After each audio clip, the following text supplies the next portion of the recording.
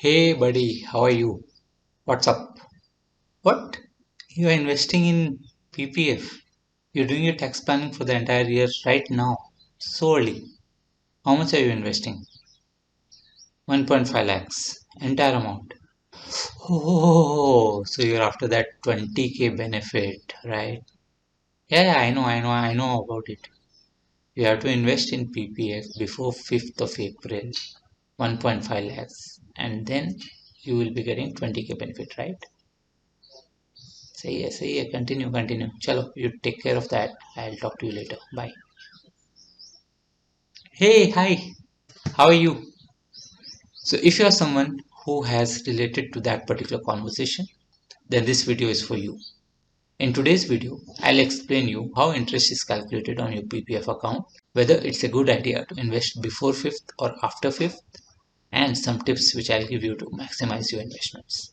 So keep watching and do remember to like, subscribe and share my channel.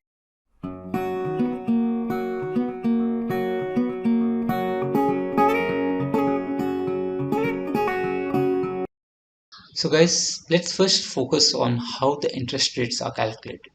Interest rates on PPF and other small savings schemes are controlled by Government of India and they set it every quarter.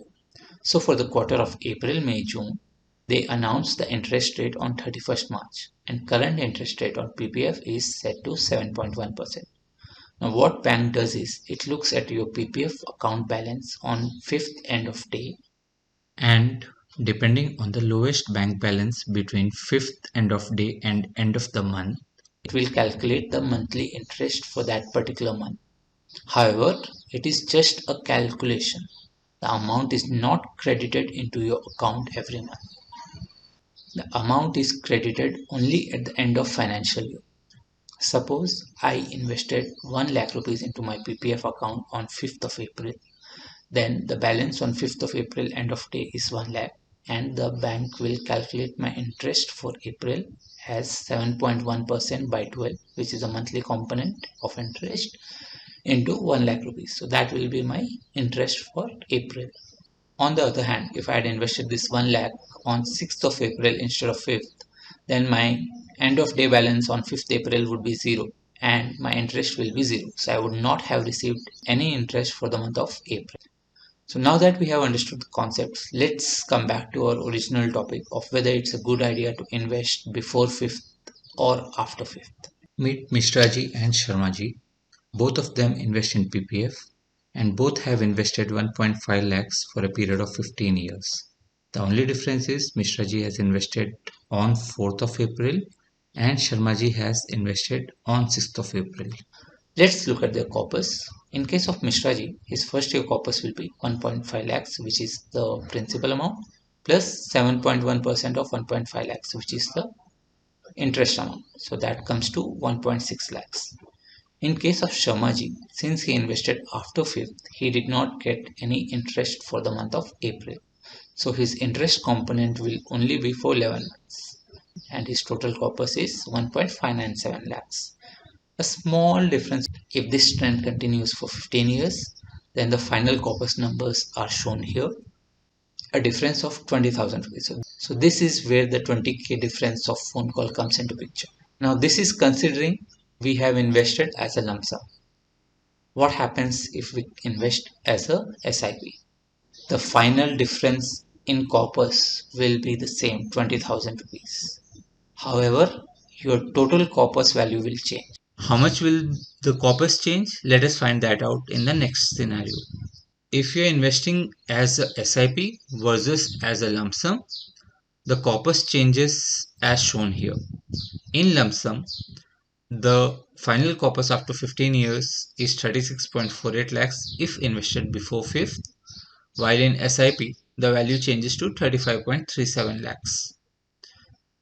And that is where the difference lies. So while the difference in both the cases before or after 5th is 20k, the difference between investment of lump sum and SIP is a whopping 1.1 lakhs.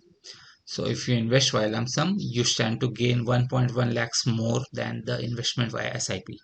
And this is significantly huge amount. So think if you want to invest as a lump sum. That's the best option. However, one point which I like to point out here is that this value of 20k or 1.1 lakh is after a period of 15 years. That's the future value. What happens if we convert that future value into present value? If we convert that future value into present value, the numbers change dramatically. The 20k difference becomes 8k difference, while the 1.1 lakh difference becomes only 46k difference. Now this 46k is good amount of savings, but the 8k I'm sure we can do better than that. Let us find out how. So we have already understood the present value concept, जहाँ पे आपका value कम हो रहा है, and frankly speaking, the assumptions which we had taken that considered 7.1% is the constant interest rate across 15 years, which realistically is not possible. Then there are other options available in market which will give you higher interest rate.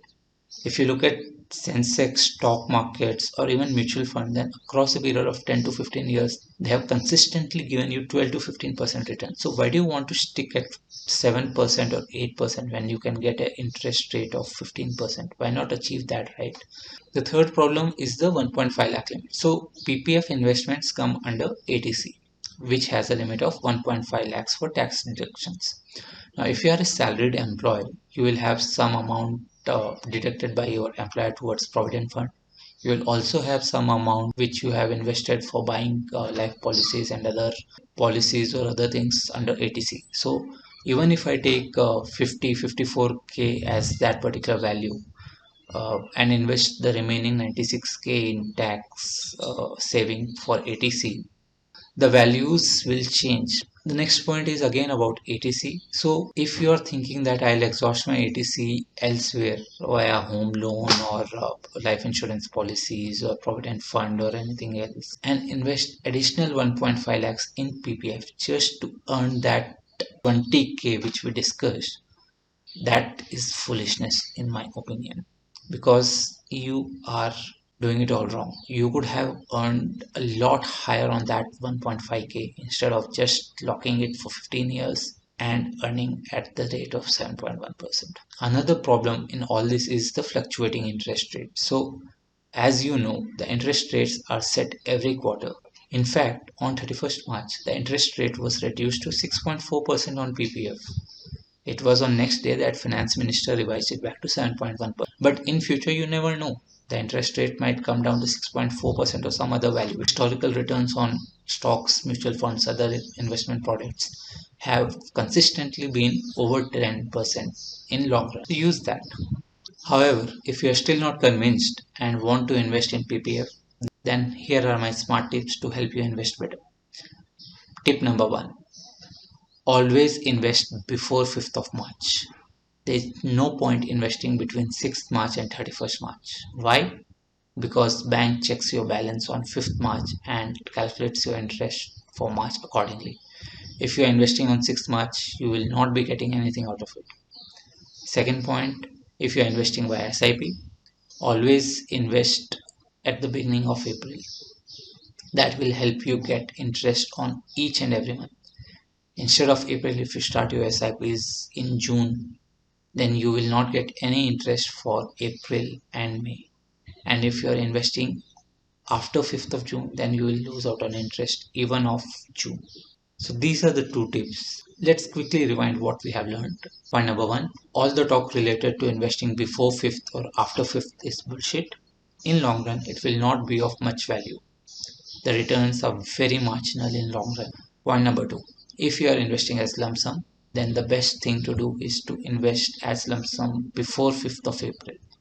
That will give you the maximum returns. Point number three, do remember that the interest rates are fluctuating every quarter and there are chances that you might get less returns or higher returns. But certainly they will not be higher than the returns which you can achieve from stocks, mutual funds and other investment products in long run.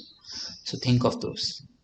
Point number four is always plan your goals and accordingly invest. If you are planning for ATC, then yes, I can understand investing in PPF. But if you are just investing in PPF to earn that additional 20k, then that's not a good idea. Invest that 1.5 lakh elsewhere and earn higher than 20k. So that's it in today's video. Hope you liked it. Do remember to like, subscribe and share my channel. Until the next video, this is Nishant signing off. Tada, bye.